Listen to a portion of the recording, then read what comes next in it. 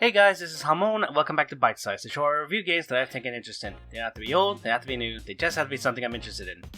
And to be honest, I was intending to make this a quick bites thing with 3 games revolving around pixelated stuff, but the fact is, I couldn't really get the message across about how each one is nice and all that, so I just figured I'd split them all up. So, rather than doing 3 quick overviews of 3 pixelated games, I just decided to make this video about the first one, which is Loot River. Now, Loot River is a roguelike game where you are a person down on his luck in the dredges of the rivers and are basically going on a journey to, better himself. And it's a roguelike, so everything's like all dark, dreary, gritty, and all that kind of stuff. So, yeah.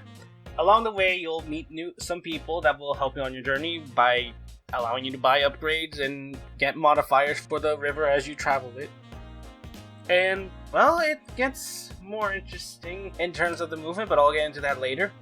Like I said, it's pixelated, so in terms of graphics, it looks nice for pixel art and all that, but it has the thing that it's like, oh, the characters are, well, they are a little detailed, they're very simplistic, there's no, faces or anything. This one doesn't even have, chat dialogue character things, so you know what they actually look like. No, it's just, you talk to them and that's it. But you get enough from them to see what they are. There's one guy that's a knight, another guy that's a bard, one guy that's a merchant, those kind of things. And the monsters all look different enough so that it's you can tell what each one is and what it does. So, not really that bad in terms of character design. Backgrounds is another story. It's the opposite, where it has a lot of detail despite it being pixelated. For example, when you reach the end of the first level, you ascend to the area where you start. So you can take a moment so you can do stuff if you need to, and then head on to the second level. Once you reach that, it's you get this whole mausoleum-looking scene that is very detailed and all that. It looks interesting. I mean, I haven't honestly gotten that far, but it looks very nice. So I can't really fault it for too much. It just does a lot of stuff that I've seen before. So, not really much to complain there. Now, in terms of gameplay, it's a roguelike, so you have the elements that it's a procedurally generated game that every time you die, you go through it again, and it's a little different enemies, different layouts, all that kind of stuff. I mean, the ending's the same because you're basically just going to the end to ascend to the next level, but everything else is randomly generated.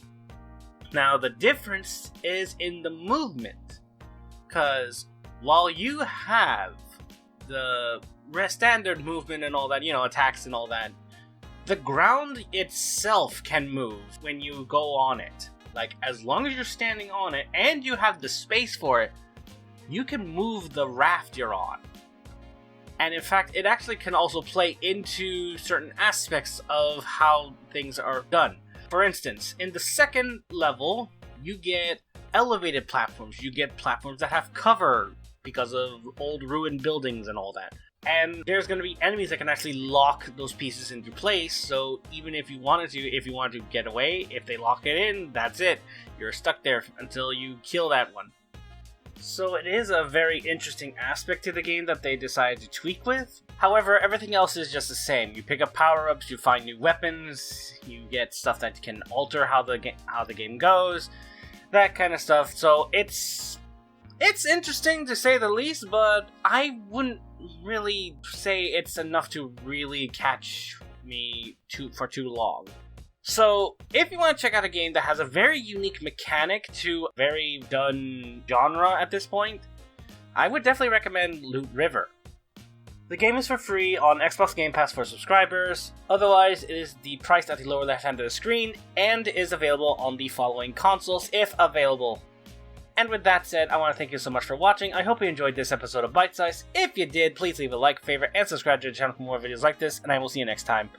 Bye!